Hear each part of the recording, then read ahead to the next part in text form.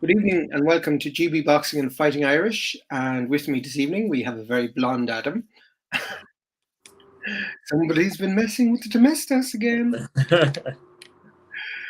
But Luke will join us anon. But for now, we're going to motor on with Luke's views on the week's action. First of all, Marty, hello. Sorry, we're being a bit slow there. Marty's obviously very keen to start and let us know. So anyway, what did you make of the weekend's fighting and boxing and everything? It's the first good weekend we've had in a while in terms of Yes. the tons of different cards. It's just been with the way that everything's fallen in the world. It's at the minute we seem to be getting this kind of like a dump of a weekend where there's like 4 or 5 big cards on across the world, and then nothing. Like this weekend, there's not very much to my knowledge. No, it's very scant. And then there's nothing. And then it looks like November 26th, there's going to be 3 cards up in bloody London. So why? But yeah, we've got loads to kind of go through. I think what we'll probably do is I'll start with the Australian DAZN, and then that way we don't miss out on Luke's opinions on any of the bigger ones. Exactly. Yes. Let's go to Australia and DAZN. And the one thing I have to say is DAZN are very disappointing for me lately. I really feel that channel has just taken a nosedive. You know the old phrase, you either die a hero or live long enough to see yourself become the villain. Yes. The thing is, right, I will give them credit where credit is due. Their actual schedule, like the fights they have actually put on, are really good. But as a company, they're just no longer what they said they were going to be. Yeah. I mean, which is on pay-per-view now. Well, this is it. They've got pay-per-view. Like they must have had 4 or 5 in the last few weeks. Well, they've had Canelo. They had KSI. They had, what was the other one? Well, they would have had Ben. They would have had Ben Eubank. They were going to have Ben Eubank, but we can actually get into that next week. We can actually get into the Ben Eubank stuff and all the shenanigans around it because we haven't actually touched on it yet. But they then had whatever the nonsense on the YouTube stuff is. I don't know what it doesn't really bother me either way. It doesn't matter if it happens or not. But the fact it's on pay-per-view just shows it's there as it's a fiscal grab. But absolutely, because I'd say DAZN are hemorrhaging money. Like, I mean, the amount of money they've thrown at Canelo and Triple G for that third fight must have been astronomical, and I don't think they've made as much money as they're letting on to be out of it. I don't know because I don't know what the upside is. I know DAZN's end game certainly in the UK is the Premier League because you'll live or die by the Premier League in the UK. It's that simple. So it's one of those ones where I don't know what the finances are, I don't know what the subscriptions are. Generally, they're very coy about it, but I think a lot of boxing channels lose a lot of money. And I think I will say there's a lot of people out there that are across various networks, including DAZN and everything like that are quite happy to point the finger, even though everyone's as bad as each other these days. The only difference is DAZN are new and we're proclaiming to be different, and they're not. And that's the difficult thing. But for what they are putting on, it's generally pretty good. The fights they do put on are pretty good. I found was it Sunday night fights? They had a few of them, and they were actually quite good. Yeah, well, I remember Coley fought on a Sunday, and I enjoyed that. I love the Spain shows. I think as well this Sunday, and I watched it and I enjoyed it. It was good, I mean, oftentimes I find the less hyped fights are better because they're better matched. Because the one thing I have to say about Matchroom, ironically, is their matchmaking is dreadful because they're protecting their stars above all else. It's the same as everybody. Sky's just the like the boxing prospect stuff at the minute. It's pretty bad. Well, Frank Warren's are legendarily terrible. Boxer don't have the stable that Matchroom and Frank Warren have, but Jesus, the opponents they got for Clark was a disgrace, that was a bad one. And some of their women's fights was so awful, one-sided. Like, I know there isn't the depth there in the women's game. Still, you shouldn't have fights like that on television. It's hard. But what you're going to do when you've paid an awful lot of money to get the girls, you're then not going to put them on the television slots. You have to, and then they have to build up. And then especially in women's, it's very much a case of here, here, and then you go to here. Like there's a massive jump very quickly. So there's not an awful lot you can do. In terms of the fights that we did see, we'll start with probably not the biggest fight on the card, but probably the most important fighter on that Australian card, which is Sky Nicholson. Sky is one of those people that I think they're aiming for her to be an absolute superstar. That's what they're shooting for. Like the Australia's answer to Katie Taylor. He's, I don't find her that entertaining to watch. That's the kind of issue with Sky. Lovely girl, a very good fighter, and someone I think Luke will appreciate because she's very good hit and don't get hit and tends to keep the distance brilliantly. But she's not that entertaining. The good old Box Nation days. They just pick up random stuff, and they were always brilliant. Yeah, I do miss those days as well. Yeah, Box Nation are still going somehow. Yeah, I mean, I think it's just like it just exists now, and I don't think it actually gets any of the stuff. And the ones I miss are the WBSS. They used to get that on Box Nation. Yeah. Very hard left turn here from the zone card, but those are brilliant. Sky scored a good knockdown. The problem is the guy. I think Barry Jones made a good point. Her coach is very much a thinking man's coach, right? So Sky is going to be very hard to beat, but she's not going to be that entertaining. There's no jeopardy. The jeopardy is going to have to come from the opponent for Sky, which we're going to talk about later because there's a very obvious fight down the line that we can build up. But she won the Commonwealth title. That was her first title, so fair play to her. I just want a little bit more aggression, personally. That's not my kind of thing where I'm like, well, I know what we're going to get. We're going to get 10 carbon copy rounds where she picks and moves, throws the left hand. Knockdown was good, but that's what we're looking for. Next up was Dempsey Mckean, which is the Australian heavyweight. He's 32 years old and 22-0. And is one of those guys who's like top 10 in all the governing bodies, not really fought anyone, so we don't know how good he is. I watched him. Shot selection's pretty good. Like, it was a nice variety. He's not one of those plod, thump, big backhand, job's done. You know, there's uppercuts in there, there's body shots in there, and I really do like that variety.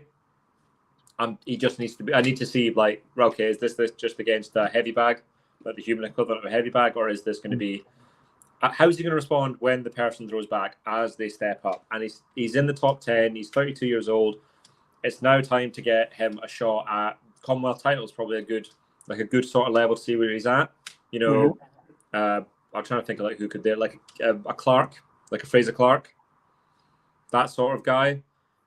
Just to be like, right, Fraser is an experienced amateur. He hasn't had that many fights. He'd have the pro experience on him, but a Commonwealth title, that sort of thing, that's what you're kind of looking at. It's now a case of like, right, if he's in those top 10s, what's he worth? Is he a guy who's going to be eventually fed to Anthony Joshua as part of Anthony Joshua's round the world tour? Or is he a legitimate contender for winning a title? We'll wait and see. But I was impressed with his shot. Considering he's on his own, it would probably lead to Anthony Joshua eventually. Well, that's what they're looking at. They're looking at Joshua coming back in London, then going to the Bird's Nest, then probably Australia, and then after all that, they're looking at maybe getting him back into a title fight.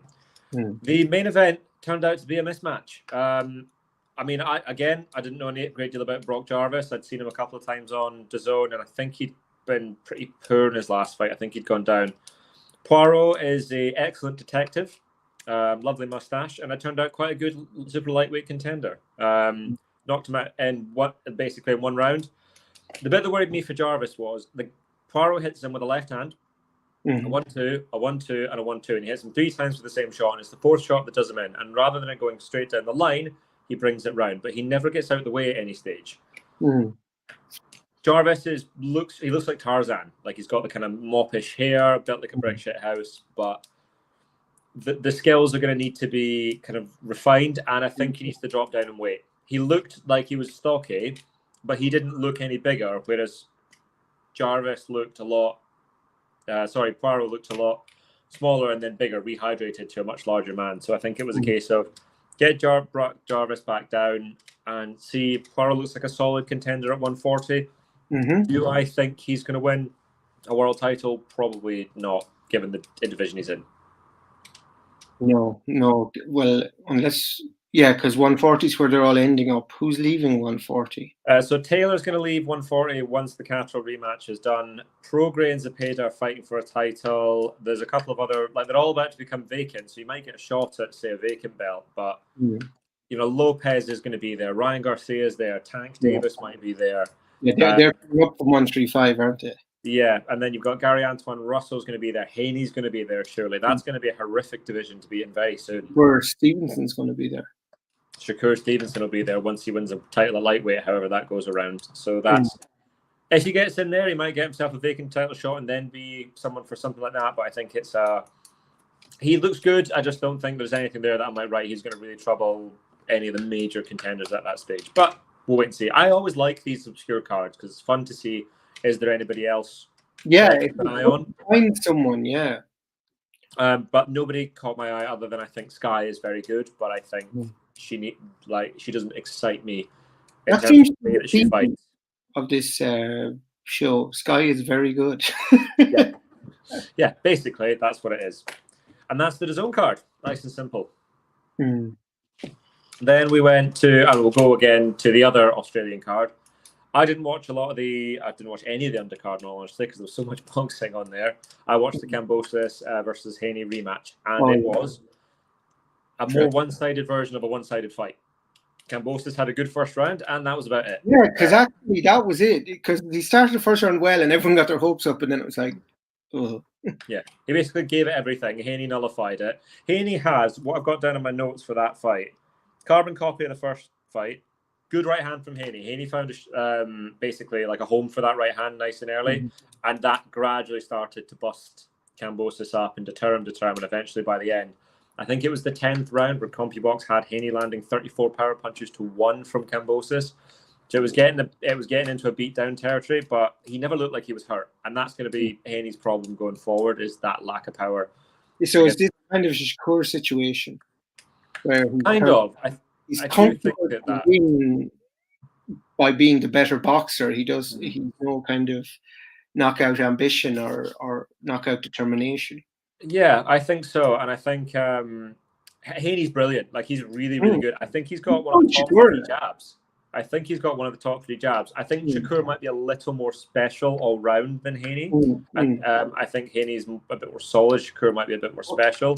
But in terms of telling Shakur to the masses, he needs to get a spiteful knockout punch, because nobody wants to watch 12 rounds of skillful boxing except nerds like us. Yeah, that's it. But I think it's one of those ones where if it looks like you're pushing for the knockout, it's fine. And I think the credit to Haney was he clearly was. Like, that 10th round, he put a lot in. The 11th round, he put a lot in. It's just, he doesn't look like he's got the power to really get any of the top contenders out of there. But like I said, that jab, top 3 in boxing, like in the whole of boxing at the minute, that jab is utterly brilliant. And it's going to cause, if you're not fundamentally fantastic, you're going to struggle to get around that jab.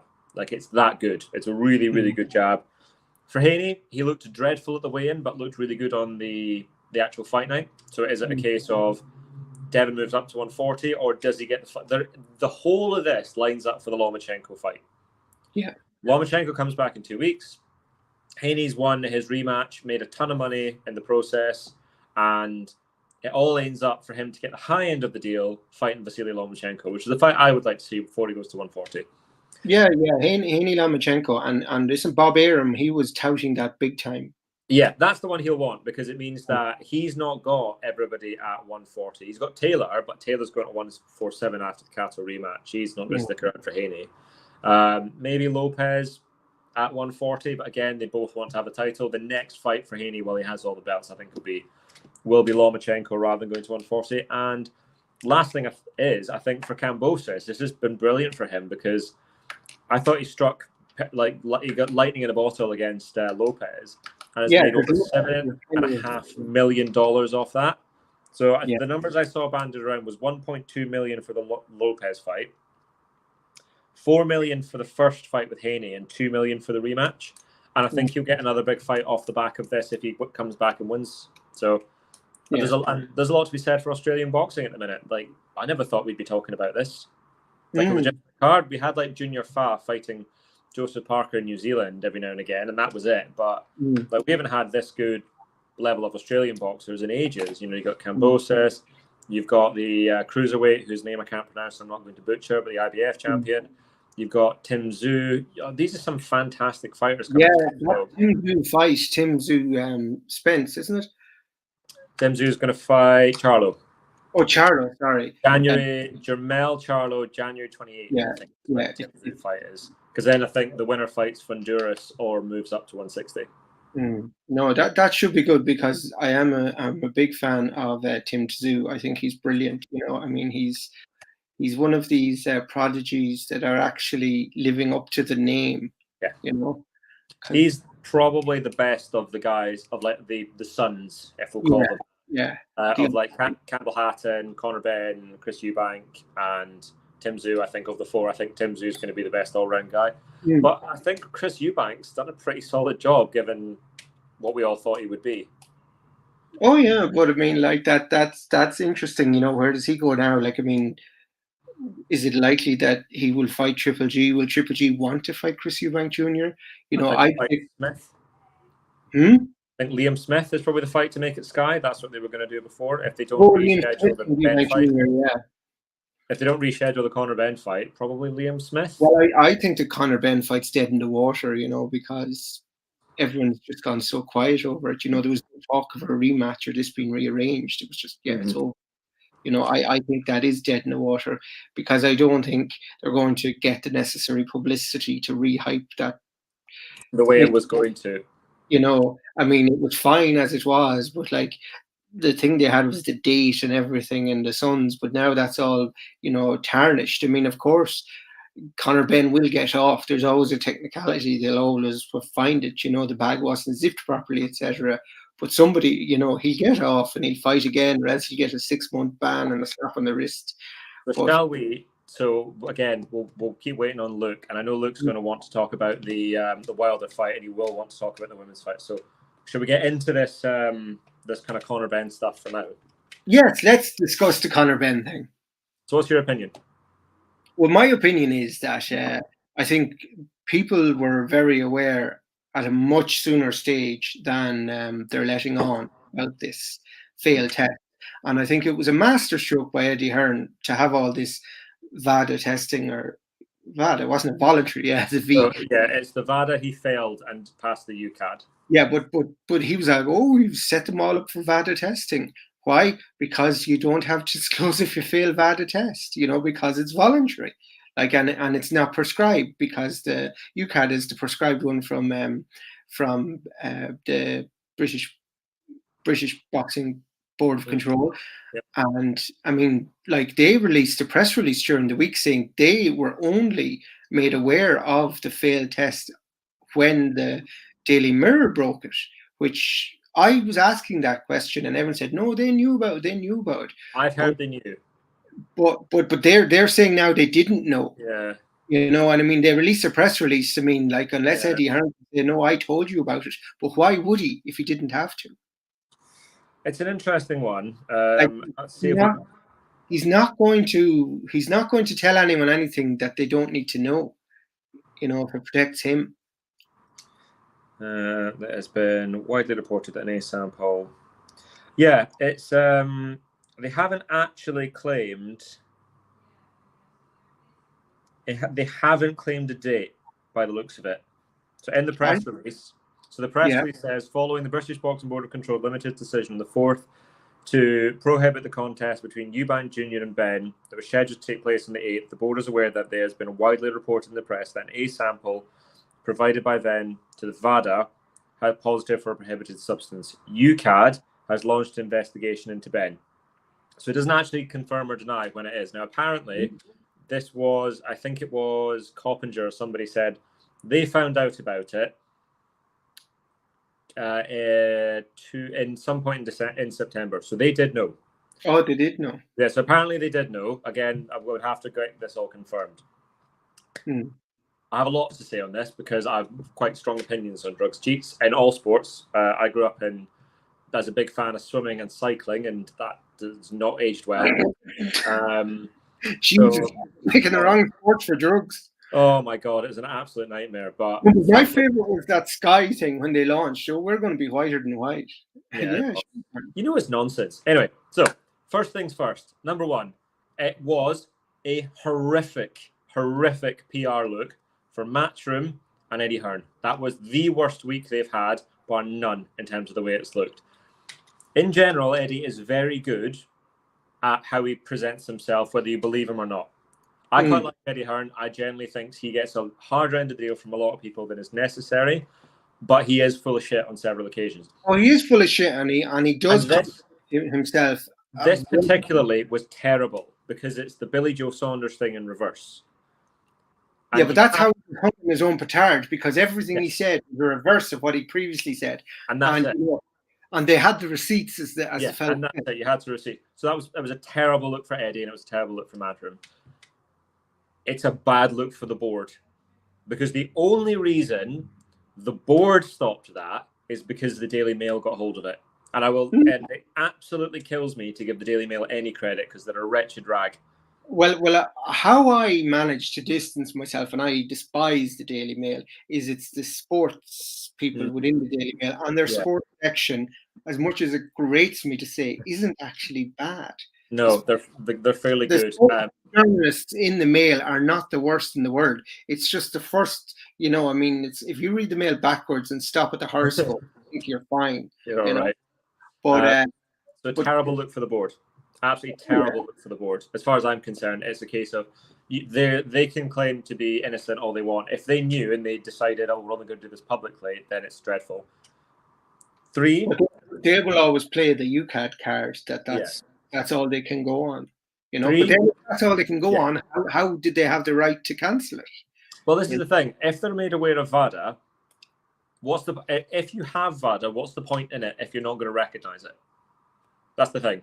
Now I work in, or I have worked and still do bits in sports science, right? Yeah.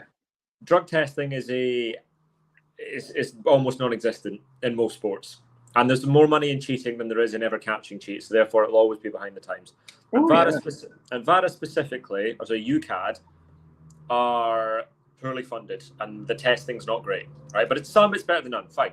They don't get tested enough, and they critically don't get tested out of competition, which is ridiculous considering boxers fight twice a year and they're only ever in competition on fight night. Massive flaw in the system. 2, you have to pay for VADA. That's one of the credits I've given Eddie Hearn for years. He, more than any other company, pays for VADA. Utterly redundant now if you're going to ignore it. On Conor Benn, he's talking about online how everyone's having a go at him, and you know they need to wait until innocent until proven guilty. Here's the thing about this: the burden of proof is on you because you failed the test. That's how this works. You are guilty because you have failed that test. You do deserve the right to argue your case, but it's not a court of law where you're innocent until proven guilty. In a drugs case like this, you have failed the test. You are then guilty until proven innocent, certainly in the public eye. I don't know how it works legally, but certainly in the public eye, he needs to prove his innocence. There's no clear path for doing this because this is all shady, and what's going to happen is this is going to disappear into the night, and we'll never actually hear how this ends, in the same way we didn't really hear how the Dillian White thing ended. Well, it turned out that the second that they found with the B sample, it wasn't strong enough, you know, to determine his guilt. That's what they came out with. Okay, so actually, I didn't know either until I read that. But but I still don't think that's saying the B sample was different to the A sample. I just think they got their lawyers in court to argue debates about it. You know. Do you know what? We've got to draw a line somewhere, and that's fine. Like it kind of is what it is. I do also take umbrage with an awful lot of people being very high and mighty about this. I'm going to have a go at Espinoza first, because he's just announced David Benavidez fighting, I can't pronounce his name, Ustanag or something like that, who failed a drugs test as he was about to fight Benavidez last time. And he's remade the fight. It's exactly the same scenario. There's no difference. None of them are great. That's the problem with this. Now, in my opinion, because of the way the Boxing Commission works, you can't punish somebody properly. We all want a lifetime ban. Realistically, with the way that the right to work works, they can't do that. They can't do that. So IOC were hung, you know, they were hung out on that, and they had to change it. Ban them for a cycle. Ban them for one Olympic cycle. Because 6 months of boxing is a waste of time. A waste of time. A year's a waste of time. Some of them are out voluntarily. But sure, the Canelo ban was absolutely just stupid. They knew they were pandering to their golden calf, like. But it's the same with Mr. Fury. He failed his test. That appears to The be swept difference under the between water. Fury and Canelo was Fury had the money, and we all know where that came from, to just drag UCAD through the courts until they were almost bankrupt. Yeah. And then they came up with a compromise. So that's the difference. Whereas Canelo was just a case of, oh, we love you, we love you. Like, I don't think nobody was doing Fury any favors. He just had the money behind him to push as hard as he could.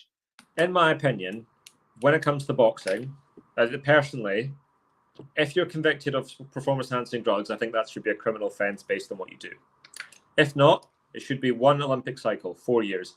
There needs to be a cast iron system. If you are going to employ any drugs testing, if you fail a drugs test, be it VADA or UKED or WADA, which is the 3 major bodies, you failed. Like, I don't care if it's one and not the other. If you go, these are the parameters of which we're working. The lowest level of any substance that is acceptable that's the threshold. And that's what you should do. There should be, however, a clear system for a fighter to attempt to clear their name. Because they deserve that. Because now we'll never believe Conor Ben's side of the story. And it's not a good look for him. It's not a good for Dan Lawrence, who trains him. It's not a good look for Tony Sims. None of it's a good look. But they deserve their chance to clear their name. If he is guilty, the reputation is permanently tarnished. It is what it is. But they deserve that chance. But it's not clear. And you're guilty until proven innocent. Even if he did clear his name, do you think in the court of public opinion he will ever clear his name? No, but this is what we're saying. This is why it needs to be crystal clear. It can't, if they can't go off into a courtroom that we never see and it get lost. Because you and I would then go, because we're all skeptical, because, no one trusts anything anymore, and rightly so, because it's all disgusting. You and I will both go, well, they'll clearly just bribe a lawyer and get off on a technicality. If we see this, if we go, right, this is what happened, they've proven this beyond whatever the standard in a court would be, a reasonable doubt or whatever it is, and this is it, that's fine. I will give Conor Ben that pass, and I'll give any fighter that pass if they do that. It won't happen, and it's one of those ones where you go, they all failed, they've all failed, and you hold it against them. I hold it against Mosley, I hold it against Jones, hold it against Tony, I hold it against Fury, I hold it against all of them that failed the drugs test. Any word from Luke? I'm just going to message him now and go, where are you? But yeah, you can continue there on your anti-drugs rant. So that's basically, I think it's different. I grew up, so I was a swimmer, and I think it was a nightmare because you would kill yourself. You would train. If somebody was on something, I was never good enough to win anything, but if somebody was on something and you've tried your best and they've cheated, then it's never sat well with me. I think when it comes to your actual health. Remember Ireland's wonderful Atlanta Olympics? Yes. Michelle de Bruin Smith, wasn't she wonderful? There's just there's so many problems. Anyway, that's my major gripe about that. That's why I think there needs to be a much clearer process. It needs to be far more transparent for the public. That's the major one. We need to be able to see what's going on. Luke will be joining us momentarily. Fine. It just needs to be much, much, much more transparent for us to be able to see and form an actual opinion. Most of us aren't idiots and can make up our own minds. Granted, not all of us, but most of us aren't idiots, can make up our own minds. But we look at the likes of, this fella's doing his best Eminem impression by the looks of it. Well, boys, you got to lose yourself in the moment. It is cold, let me tell you. My ears are red. Oh, very good. You just missed a long rant. Luke was on an anti-drug. It is like, that's why I have to cover it up. Oh, God. Yeah, no, keep the hood up. Yeah. Like I can tell anyone, look at my hair. But, Adam can tell me his is always magnificent. So, fleek, as the kids do be saying. What did I miss? So we went over the DAZN card. We went over Haney Cambosis. We saved the PBC card and the women's card because we know that we'd want to talk about that. And then I ranted for what felt like an hour on drugs. Drugs bad. Yeah. Adam was beaten by drug pushers in the swimming pool, and he still hasn't gotten over it. Hey, drugs are a fucking scourge. That's an interestingly timed call. Nobody ever listened to the verb. We were born then. The drugs don't work; they just make you work. Unless you're a professional sports athlete, and then they win you loads of medals. They're lovely. Yeah, depending who you are. Did you Anyway, watch the? Sorry, very quickly. Did you watch the interview with the doctor, Oh, no. with Conor the Ben's doctor? Dr. Ooze or what Ooze? Yeah, Yeah. No, I haven't seen it. it's utterly incredible. Oh, like it's absolutely incredible, the stuff. Like, because he's so clever, and it's like a begrudging respect. Oh, do you mean his old one where he was No. saying how easy it is to get away with things? Yeah. Yeah.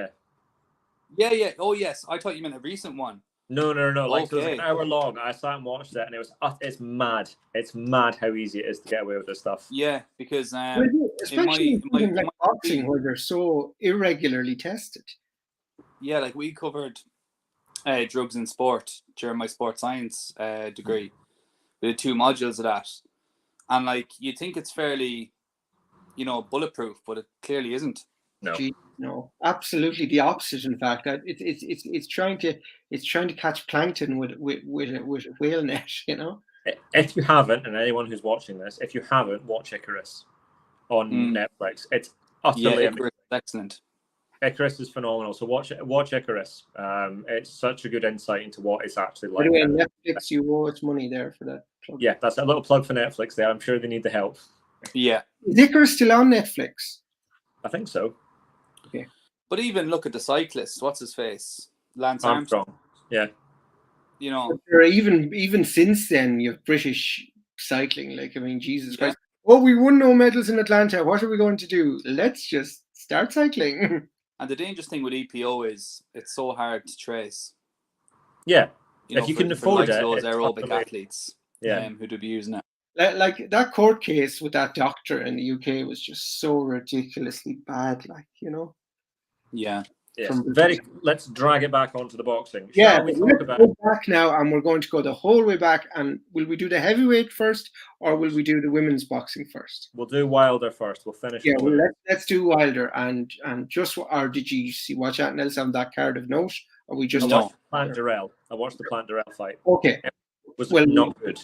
Okay, then Plant Durrell was not good. That's the end of that report. Yeah. Now we're going on to a hell of a KO though. Fabulous finish. And it's the second time. It was a wonderful that. He goes head down to the body, and rather than coming straight away, he just holds it long enough for Durrell to start, and then it's brilliant because he keeps the punch really short and brings it up, and it's kind of like Oscar De La Hoya's old 45 punch. So he doesn't turn the knuckle over completely; he brings it up through that way. Fabulous punch, but other than that, I think I've retweeted that knockout about 50 billion times actually since Sunday. Yeah, I mean it's they call it. I think they call it the shovel hook over in the States. Yeah, I think that's the word. You can see why Marty's giving you a big hey yeah to Luke. So that was the best thing about that fight was the knockout. Well, I didn't see any of the rest of it, but going by what everybody said, but it was a cracking knockout. Yeah, see, I was caught between cards because the Haney card went on quite late. And then I was flicking back and forth to make sure I didn't miss Wilder. And then he made sure it didn't last long. So it's handy. Yeah. Let's get on to the Wilder. And Luke, you can go first. How was the Wilder fight while it lasted? Look, Hellenius was showing his physicality early on. And he actually shoved Wilder halfway across the ring. And I thought to myself, right, okay. I think we are in for our six rounds. And then he came onto Wilder. Wilder stood still and threw what looked like an arm punch. But when you look at it from the other angle, it was a really heavy shot, even though he did only throw it with his arm. And Hellenius's head must have went back and forth a good 4 or 5 times before he fell. And that was all she wrote. He was KO'd with his eyes wide open. And it was scary for a couple of minutes. It really was, and Wilder then reacted, had his kind of Joshua moment then where he was very emotional about the whole thing, and he was referring. I do have a few thoughts on that, but I'll wait to see what you guys think first before I say. Okay, but first we're going to get Luke's or not Luke, Adam's reaction on the fight itself, and then we'll talk about the Wilder reaction to the fight. So I've got a couple of notes. One, my favorite set of punch stats ever. Deontay Wilder landed 3 punches in the fight. Holy crap. That was it. That was just brilliant. Saw all of Wilder's shots. So I was very critical and very skeptical until he'd proven otherwise. I was very impressed. So first thing I wrote down was his feet were really good. He was moving laterally and backwards and forwards. Well, the balance was there. Like, he wasn't crossing his feet. Mm-hmm. He was moving. He was always in position to punch. Malik Scott has done a really, really good job with Wilder on that. Excellent. And he was fantastic. Again, another little plug for the George Groves Boxing Club podcast. He's phenomenal on that. So give that a listen as well. Feet were brilliant. Hilarious. Oh my God. Anyone like us who watched HBO in the 90s and early 2000s will have heard George Foreman say a couple of key phrases. One of his key phrases were, "Do not follow a puncher." Hellenius, with the slowest feet in the world, was just very slowly plodding around and following Wilder. He then stands in range as he proceeds to go in. Wilder, credit to him, doesn't hold on to the punch. It's sharp, snappy, and he goes. And like you said, that back angle, we can see it from the back. It's brilliant. It was so fast. I was going, did he hit with a jab or a right hand there? It was brilliant. John, I thought it was a check left hook. Yeah, I thought he'd hit with the left hand, and then I saw the right hand, and it was so fast I didn't even see it. Yeah. I was utterly blown away by how good Wilder was. I mean, Hellenius is exactly what you think he is, and Wilder was brilliant. And I will now concede Deontay Wilder is the third best heavyweight in the world at the minute. No, so I presume Joshua is number... Or sorry, not Joshua. Are you putting Fury number 1? Or are you putting Usyk 1, Fury 2, Wilder 3? Yes. And I take it, like most people do, Wilder would only beat Usyk if he could land on Usyk, and that would be a harder job than most people think. I think if we go full Duke here, Usyk's all wrong for Deontay Wilder, because I think even with the work Malik Scott's put in, I still think Usyk's far too good at his angles to let him throw that right hand. And Usyk has been at the championship level, fought murderous punchers, and has never been on his... He's fought Joshua twice. He's fought Gassiev. He's fought... I've forgotten his name. The Latvian guy. Bradis. He fought Marius Bradis. He's never been knocked down, never been off his feet. Only time he was knocked down in the amateurs was to the body. He's got an incredible chin. I think it's hard to see. I mean, it could do it. If anyone can do it, Wilder can do it. Yeah, like it only takes one punch, as the guy said, especially at heavy. If you asked me, I would pick Usyk, and I would be reasonably comfortable in my pick, as comfortable as I can be against Wilder. Yeah, we've had this discussion before, Adam, where I say I can't bet against Wilder, and I have said for years that Wilder's cleverer than people give him credit for. Because you don't land those shots 41 times. Yeah. Not. And like, he's not just a puncher, he's a sharpshooter. Do you know? He's much better than he was 5 years ago. I think now with the extra back. Yeah. But much he better, definitely grew. Yeah. And like, thanks to Malik Scott, like you say, he's more poised, he's more balanced, and he's more patient. He wasn't rushing his work. He was happy for it to go past round 1. It just so happened that he changed to those Grant gloves. And as soon as I saw that, I was thinking, Hellenius is in bother here. And it was all she wrote. Do you know, and he will do that to 99.9% heavyweights. That's two kind of references now, and I'm not going to let it slip. Poor Angela Lansbury passed away last week for a murder she wrote. Yeah. Because he used that phrase twice. Great age. Great age, honest to God. But I'm not sure if she was a big fan of boxing, though. Probably didn't seem the type. You never know. But just don't stay in the same hotel as her, because wherever she goes, trouble follows. One over her grave. But anyway, I was watching the Celtic. What was it? The Celtic movie was set in Fiddly Idle Ireland at the weekend, and it was dreadful. So it was brilliant. But speaking of things that are dreadful and brilliant, after Wilder's win, the amount of people calling for Wilder Fury 4, and I wouldn't mind seeing it. Nobody's opposed to that.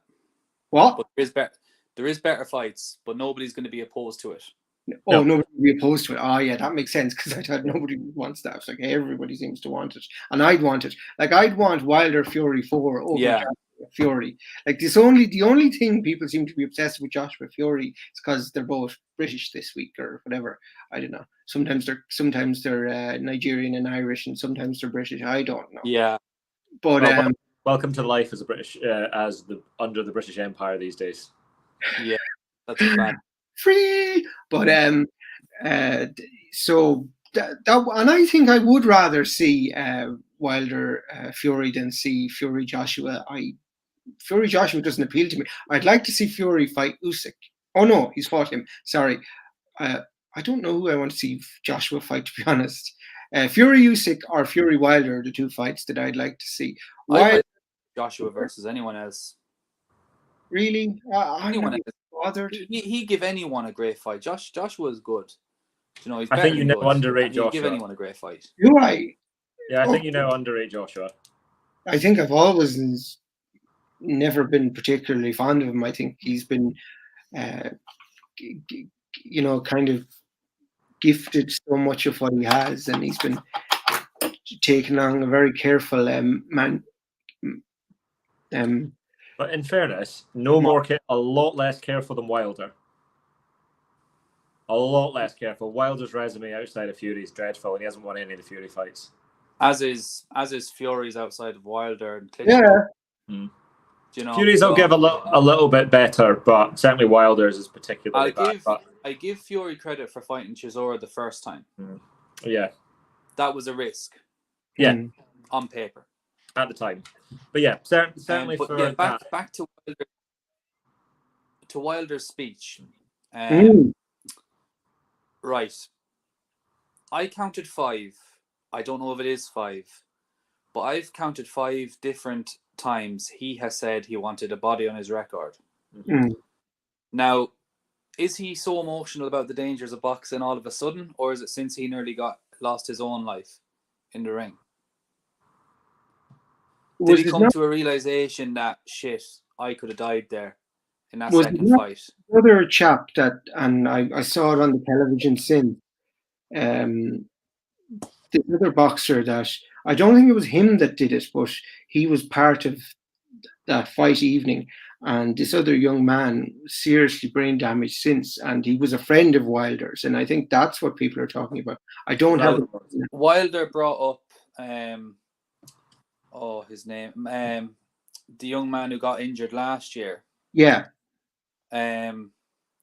But Wilder, before and since that accident had happened, had commented about wanting a body on his record, wanting to kill. But is that not just all that bullshit? He said it since Stavern. What makes that any different to what he said at the weekend? No, but it's the kind of the rawness of it, the emotional rawness of it that makes it more believable than the bullshit. What I'm saying is why the change? And I think it's because he came to a realization that he nearly died. Maybe. I don't know. I mean, it would make it as... If it wasn't for Mark Breland, I genuinely think Wilder would be brain damaged right now. So it's certainly not a bad take. But no, it might even necessarily be brain damage, but I think he's certainly cost some years down the line. This is the thing you don't see. It's the punches. 2 more rounds in the second Fury fight could take 5 years off the line down the line.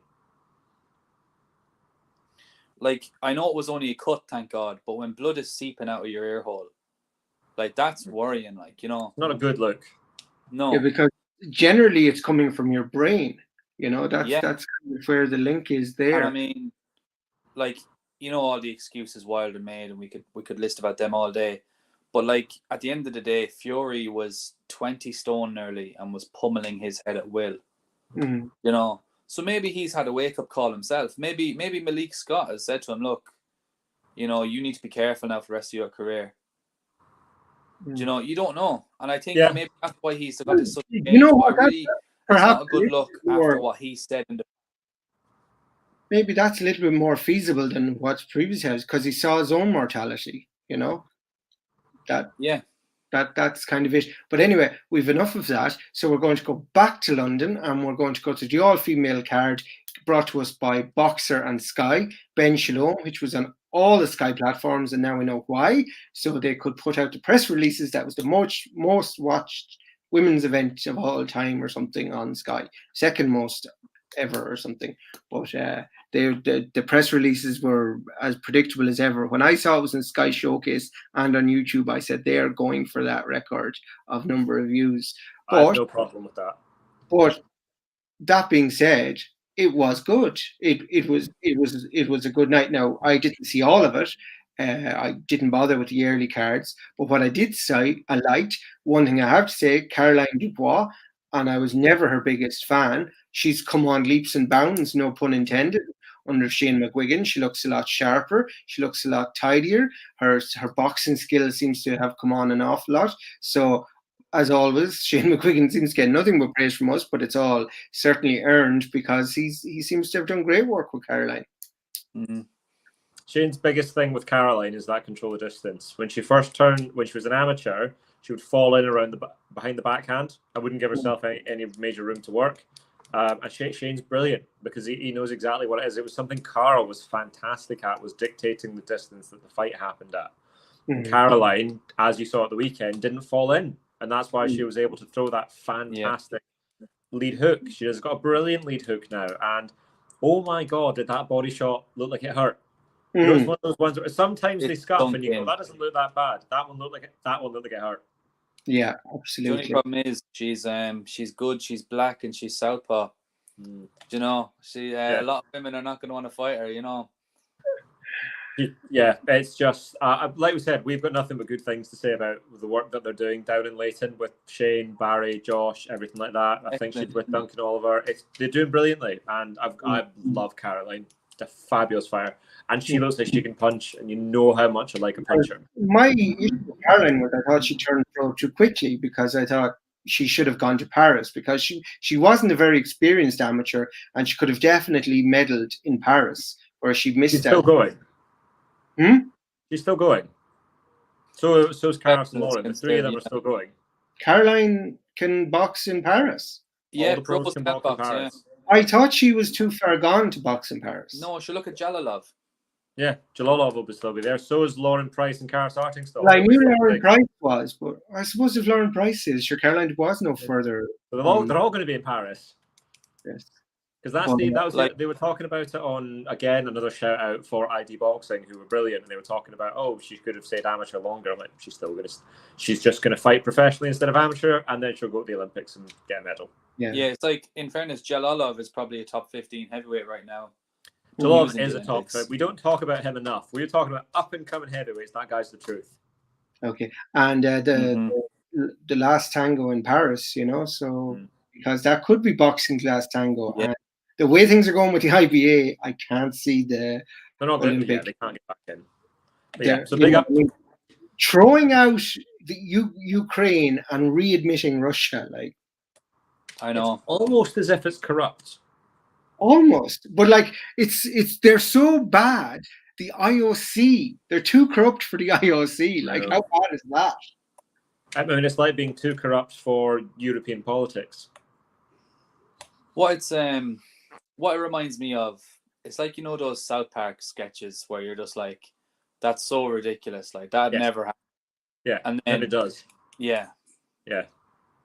But welcome to the world we live in. They're all basically prophetic. But then again, the dafty things are the worst. Then again, 10 years ago, we would have said a women's card would never sell out the O2.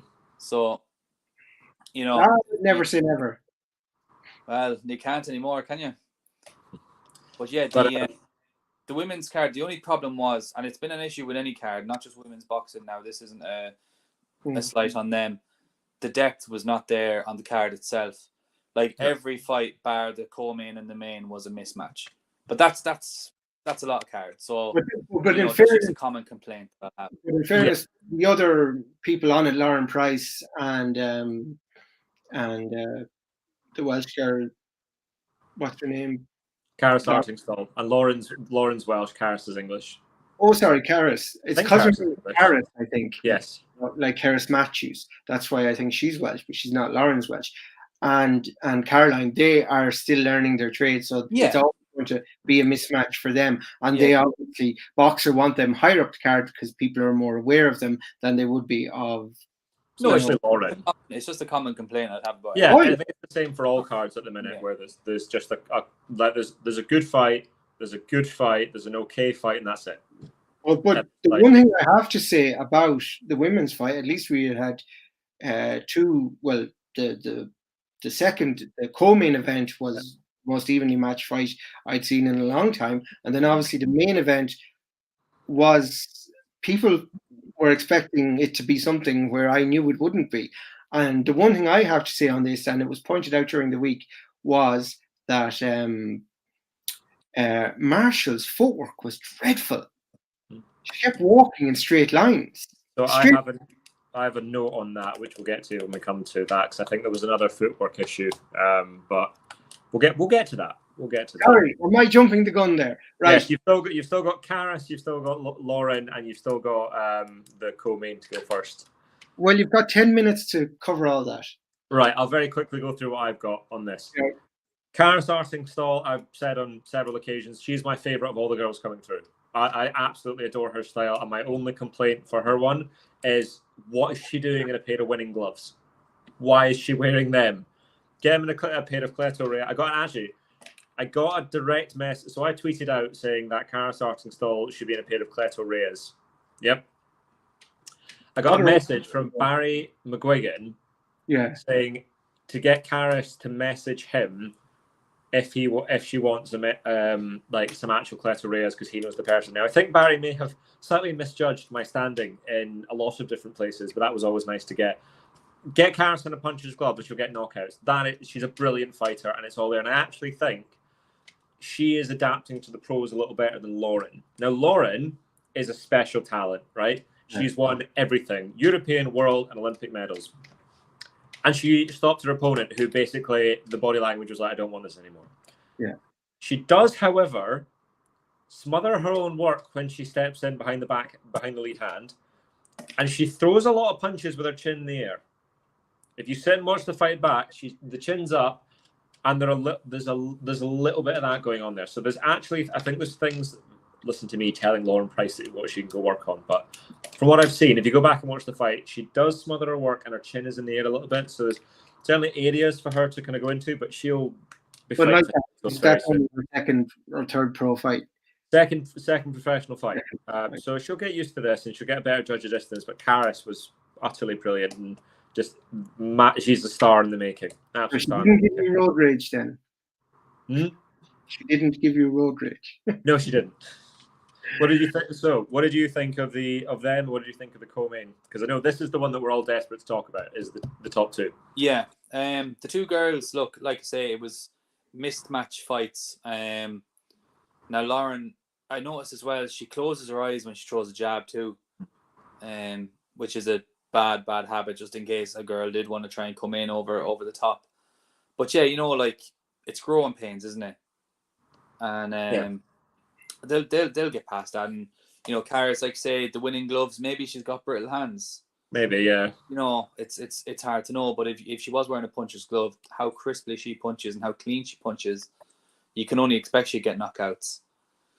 But then maybe it's a hand issue too. Yeah, it could be, which could get rectified either. So it's early days yet.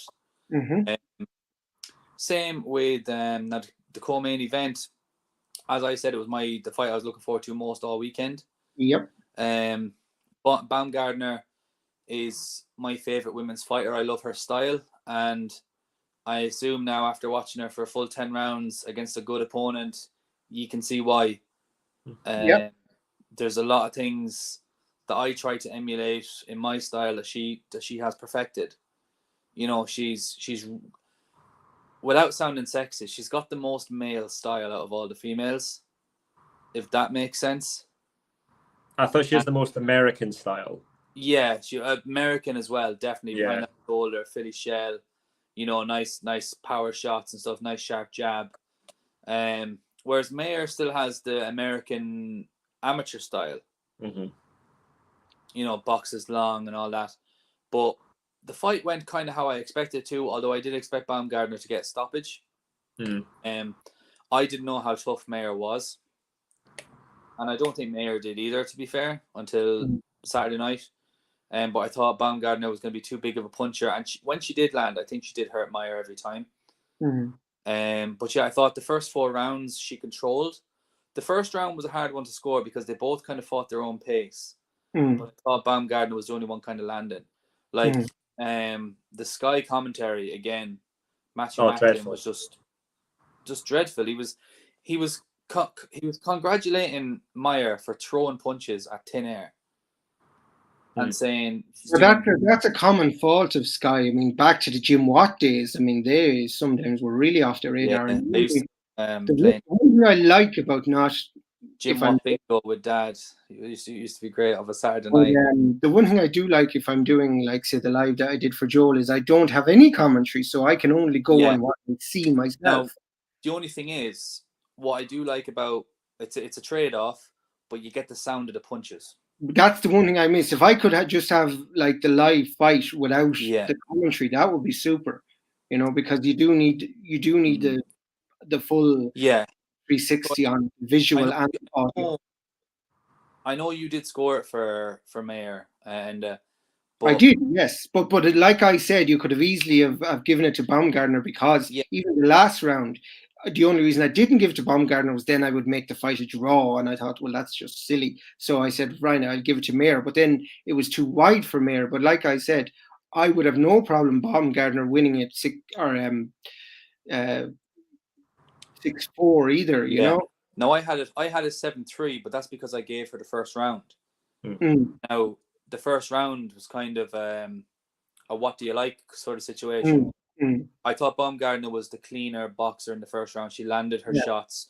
She made Mayer miss, and she controlled the pace a little better towards the end of the round. And then I thought she started great. I thought the middle rounds, were nip and tuck. And then I thought she finished strong too. Now Mayer, was as good as I thought she was. She really was. She's an excellent world-class fighter, but I just thought Baumgartner was just that bit sharper, landed the better shots. Her body work was excellent as well. She invested a lot in the body, and I thought she won it quite clearly for such a close fight. But the amount of people calling robbery, I was like, how could you? There's no. I didn't have the winner, and I still didn't think it was a robbery. But that's every close fight these days. Yeah, but how can it be a robbery if it's a close fight? It just can't. But you had people like the aforementioned Barry McGuigan, he was incensed over the result, and I mean, it was a split decision as well. So, but in fairness, Mayer fights. That's exactly how Barry loves. Barry loves that exact style. So if ever there was a fighter that he was going to score at, Barry loves that style. But but you know what I mean? I mean, how people can go, that was such a robbery. I think if you've scored it 7 rounds to 3, which I did, the other way. Oh, sorry. If you scored it for Mayer 7 rounds to 3, I can understand where you're like, well, I've got 7 rounds. And I scored a 6-4 to Mayer, and I thought that was being very generous, So I don't know how you'd get 7-3 to Mayer. Yeah. See, the problem is with a 10-rounder, when you're scoring at only 1 round either way, you're gaining 2. That's the split. And that's 20% of the rounds. So it feels like a lot. Whereas under 12 rounds, it's that bit less of the fight. It's just that bit more diluted. So I think scored 12-2s is what I would like. I think that's the way. I heard a lot of people saying that as well. They want 12-2s ahead of 10-3s. Yeah, sorry. And I don't agree with that either, because I think there's nothing wrong with 2-minute rounds, given the depth or lack thereof of women's boxing. It's the pace. The 2-minute round sets the pace. It's entertaining. It's a USP, and it's the distinction between male and female. Is women's fight aren't boring. They're just not. Yeah. They're so busy. I think it's a good USP. So 12-2s is the way to go. Now, I had it 6-4 for Baumgartner. I scored the first 3 rounds for Baumgartner, and I totally agree with Luke. I thought she landed the clearer, harder, heavier shots. I thought she tired. I thought the difference was she didn't dictate the range as well, and she wasn't able to keep Michaela Mayer off her initially. And I thought Mayer landed some really good jabs, some right hands that snaps her head back. And when someone's head does that, that's when I'm going to start giving rounds the other way. So by the as an amateur judge, that just comes to me straight away. That's it. So for me, after 6 rounds, I had it 3 apiece, I think is what I said in the chat. Okay. But then, if I remember this correct, we can go back and kind of check this. Baumgartner wins 3 of the last 4 because when it comes to it, when they both dig deep, she has the cleaner punches and the harder work. Like that, the harder, cleaner punches were landed by Baumgartner. And yes, Michaela Mayer was aggressive, but she wasn't effective with that aggression the way she'd been in the middle rounds. I didn't think she basically abandoned the jab. I think what happened was then she was able to be timed coming in. Now, had she kept with that jab, potentially that she could have won the fight. But for me, I thought Baumgartner was a deserved winner, in my opinion. I thought it was very close. And if you have a draw or even a round or two to Mayer, and that's what you like, that's fine. That's why I'm not surprised when Barry said he had it that way, because I know that's the kind of fight Barry likes. Personally, I prefer heavy. I had it as well, but I didn't call robbery was the difference. You know, yeah, I think that's the difference. Now, would I like to see a rematch in that fight? Absolutely. It wasn't the fight I hoped it to be. However, if Baumgartner chooses to fight either Choi or, as some people put out there, Katie Taylor, it's not going to happen, but I'd love to see it. Like, I would love both of those fight. I don't think Katie Taylor will fight her. I don't think that. I think Katie's fighting Cyborg. I think that's done. Now, with what Luke said, I wasn't surprised that Mayer was tough because I watched the Hamadouche fight. And if you watch the Hamadouche fight, man, that's utterly incredible. And they're both hard nails. She took licks in that fight. Yeah. But I just didn't think Hamadouche is a puncher like Baumgartner. No, but the attrition of that fight and the number of punches, that was 2,000 punches in 20 minutes. That's absolutely insane. It's a great fight. It's a great fight. I would like to see Michaela Mayer fight Prasoon if she doesn't get the rematch. That's the fight I would like to see. She's the juggernaut of the women's boxing. Yeah, I'd love to see that fight. So that's what I'd like to see. Basically, in my opinion, it's one of those fights where I know everyone's calling it robbery. Both of them elevated in my status. So huge respect for both of them. And I understand why Mayer thinks she won. I thought, believe it or not, that the judges actually got it right. Well, I mean, like, it was a split decision. So that's kind of it. I was just too hesitant. I think the biggest problem Mayer had was when she was a bit more tired in the later rounds, and she was hesitant to throw the jab and really step in behind things. She did this all in range so that if Baumgartner just loaded up in a right hand or left hook, she was very good at catching them. She threw some beautiful left hooks, some lovely right hands. And yeah, the Sky commentary is dreadful. Now, look, you missed it. We had a bit of a dig at DAZN earlier on. The one thing I will not have a go at DAZN for is their production team is the best in the business by a million miles in Sky. And Will House is a phenomenal TV presenter. But the commentary the problem I have with DAZN is, they're just dreadful. Yeah, it's not good enough. And like, I quite like Matt trying to ignore certain things about it, but he's very good with Ant. They got rid of Ant, the best commentator in the business. If you can do it with the boxer, you can do it with you know. Do you know what annoys me about Matthew Macklin? I like listening to his podcast. It's brilliant, and I hate him as a commentator. Yeah, and it's like DAZN, they have the issue where they have fantastic commentary with Mike Costello, who you don't even have to have your eyes open nearly to listen to the fight to know what's going on. And you usually have Andy Lee, radio commentator. They have exactly. And they have Andy Lee or Darren Barker who give great insight. But then DAZN's issue is the idiot pundits they have on. Well, that's just the Hearn yes men. Yeah, and they don't know. Look, Tony Bellew doesn't know his arse from his elbow when it comes to scoring a boxing match. Do you know what I mean? Let's be real. Like, good fighter, yeah, but he just hasn't got a clue when it comes to boxing. It always amazes me when somebody who genuinely, like Tony clearly knows boxing. He clearly knows boxing, but they can't score. There's loads of people that do that. Mm-hmm. Is he just not blinded by loyalty? For certain people, absolutely. But that's Tony. You can't have him doing a Chisora match. Do you know what I mean? No. But then, no, absolutely not. Yeah, you can't be made. Stuff like that, like. But yeah, like that's the difference between DAZN and Sky. It's like the opposite issue that each other has. Do you know what I mean? Like, Sky usually have the likes of Carl Froch, who I think is good as a pundit. Do you know? Tasha Jonas, really, really good pundit. Tasha Jonas, yeah. And that brings me on to the main event. I thought she was a great asset to have during that fight. You know? Yeah. Even during the co-main, she was a great asset to have too, you know? What do you think of the main event? Yes, the main event. So you guys will remember I picked Marshall because I was going with my gut. Yes, Yes, you were right. the one that picked Marshall. Yes. Right. And Enda was a bit confused by me because I said the likely outcome is Shields wins by points, but I'm not going with the likely outcome. And the reason was, right, I thought, and it's another HBO and George Foreman thing. If you've watched the Roy Jones versus John Ruiz as many times as I have, you remember George Foreman saying John Ruiz has got to be a football player. He's got to bump him. He's got to hit him anywhere. He's got to put his weight on him. And I thought that's what Marshall was going to try and do to Shields. I thought Marshall was going to try and just absolutely, for want of a better phrase, big man Shields. Hit her in the arms, hit her in the chest, hit her in the hips, lean on her, tire her out. You know, tire her up, waste time, get her into the latter half, and then try and land your clean shots at distance once you've slowed her down. But she just walked, well, not even walked forward. She plodded forward. Yeah, because we mentioned that briefly as well about Marshall's footwork. Oh my good lord! Like, she came out and her arms were like wet spaghetti.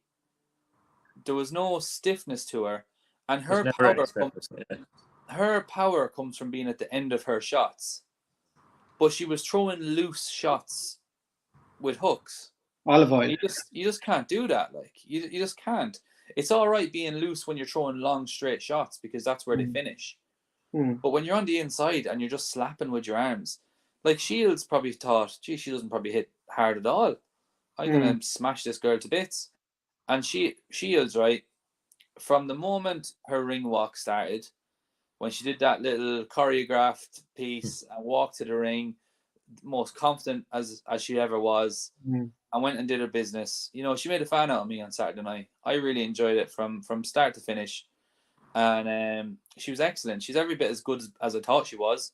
I just thought that the good big one was going to beat the good little one, but it turned out that the good little one was much greater than the good big one.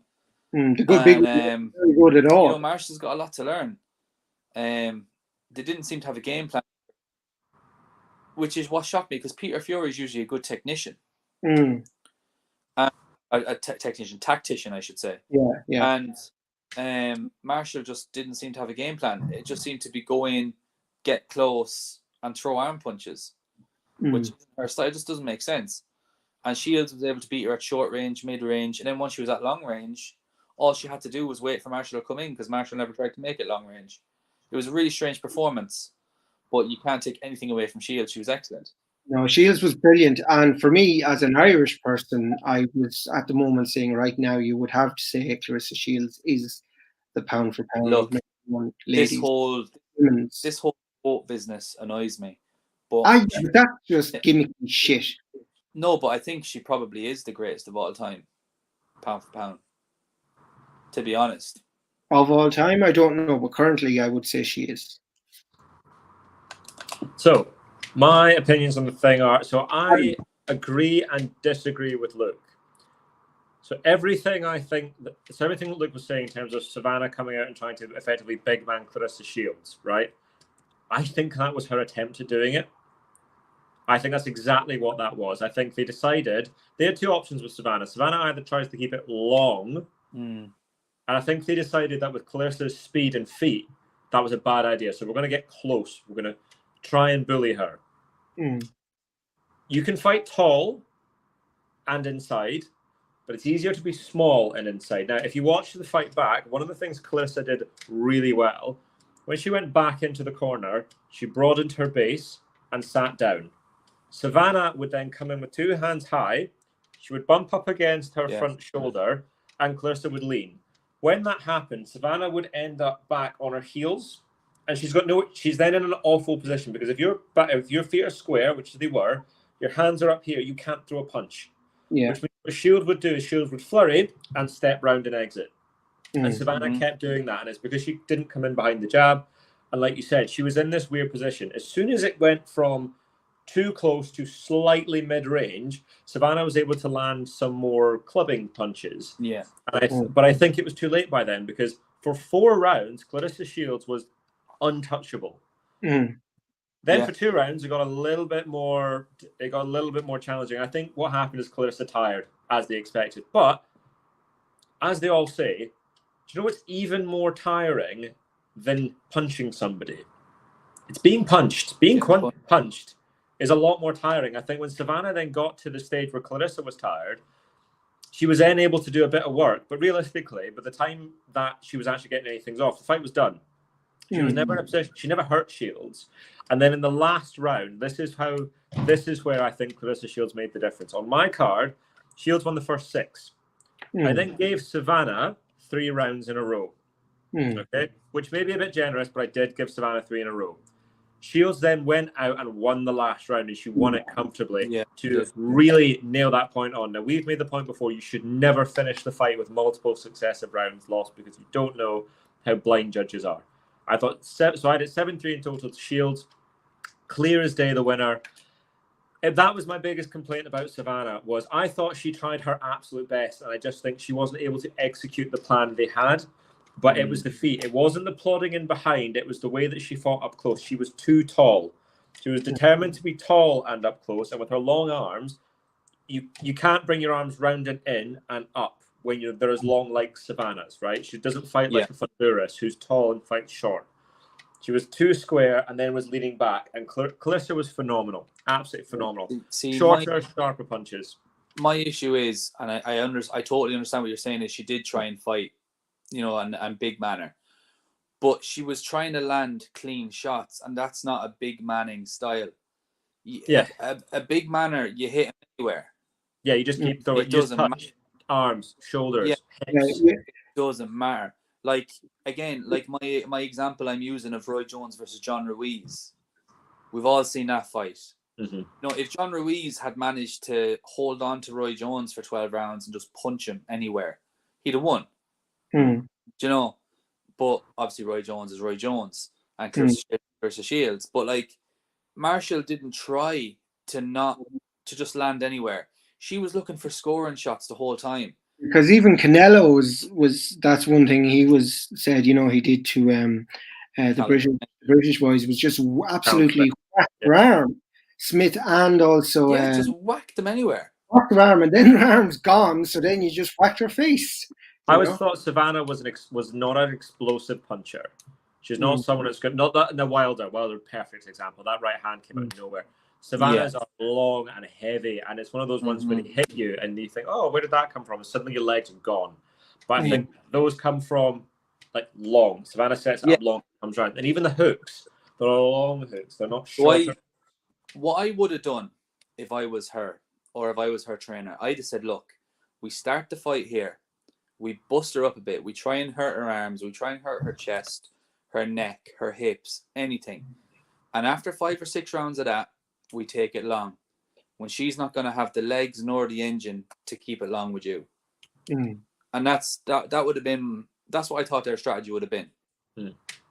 But clearly, she wasn't able to execute it, and she was excellent. So sometimes it's just you're not good enough. I think there was the gulf in class was evident at the end. But I will say this: I think the argument is Savannah is a good big fighter. I think Clarissa's a great. Now, we said earlier on about GWOAT and this, that, and the other, right? This is what I have written down. Clarissa Shields is the best active female fighter today, right? She's not, however, the greatest fighter. I think that, from what I've seen, is Katie Taylor because of who Katie Taylor has fought and beaten. Yeah. Do I think that and there's a distinction between the greatest and the best. And I think overall, I think Shields is the best. I think what Katie has done makes her greater. And that's the distinction between the two. I think they're clearly 1 and 2, but that would be my distinction if you kind of get what I mean. The problem, I agree with you. That's what I would think too.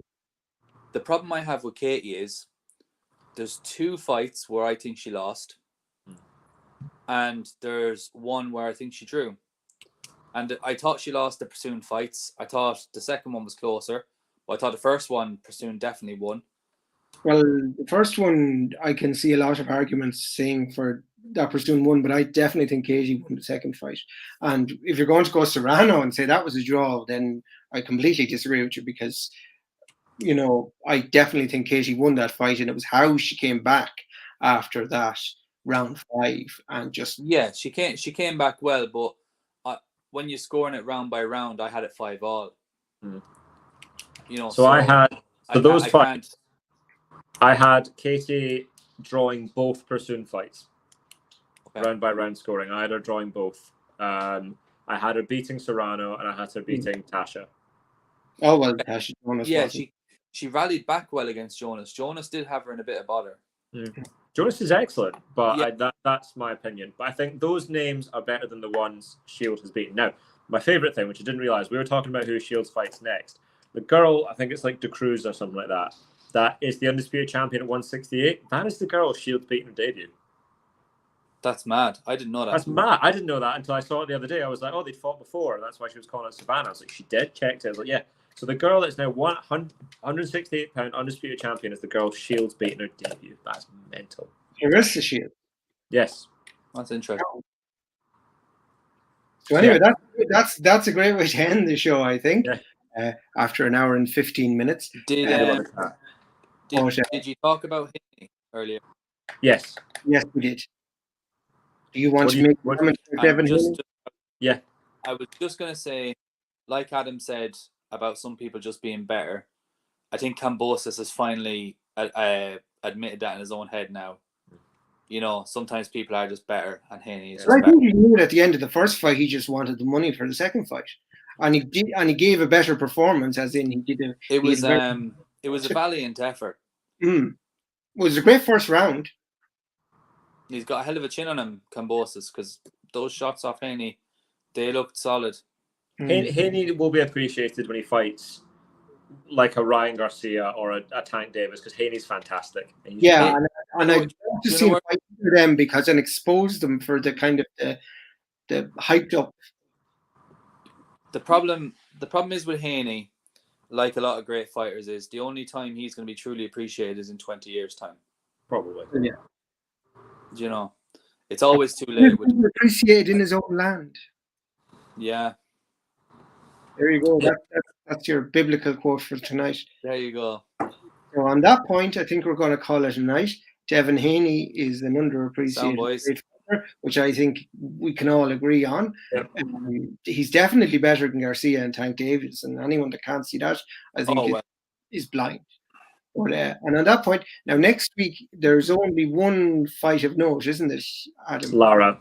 Yeah, there's only Lara's in the thing, so we'll probably come up with another special for next week. Yes. Good. So basically, what will Luke come up with in the frame between now and then? But Adam could always come up with something wonderful too, or maybe. Well, actually, what I do is I let them come up with something and I just perfect. Sound.